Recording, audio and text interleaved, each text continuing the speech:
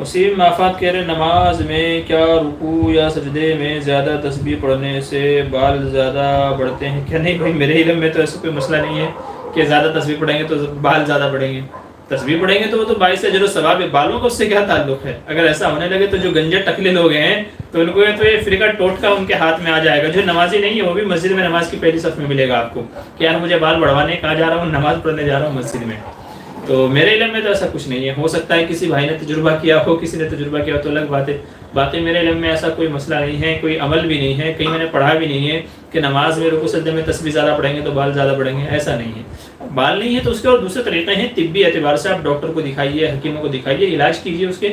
अच्छा, बाकी जो एक तजुर्बे वाला आपको एक अमल यहाँ पे बता करके जा रहा हूँ कि अगर किसी के बाल घने नहीं हैं, कम बाल हैं, या बाल टूटते हैं, या बाल सफ़ेद होने वाले हैं, तो उसके लिए ये है कि नहाने से पहले सरसों का तेल लगा करके जाएं आप, और फिर जा करके नहाएं, ठीक है। और नहा करके आने के बाद में सरसों के तेल में थोड़ा सा पानी मिला लें, और सरसों का तेल और वो पानी मिक्सअप करके उसको अच्छे से मिला करके फिर उसको सर पे लगाएं आप।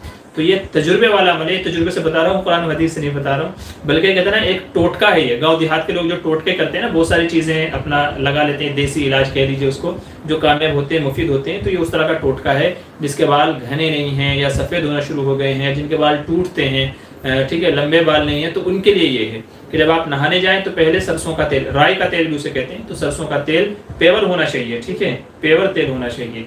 ये नहीं जो आजकल मार्केट में मिक्सअप मिलता है वो नहीं, ठीक है, किसी गांव वाले से या कहीं और से जहाँ से अच्छा पेवर तेल मिलता है तो वो नहाने से पहले भी लगा करके जाएं, फिर नहा लें। नहा करके आने के बाद में फिर उस तेल में थोड़ा सा पानी मिला करके मिक्स करके फिर सर पे लगा लें। इंशाल्लाह आपको महीने डेढ़ महीने में उसका रिजल्ट नजर आ जाएगा।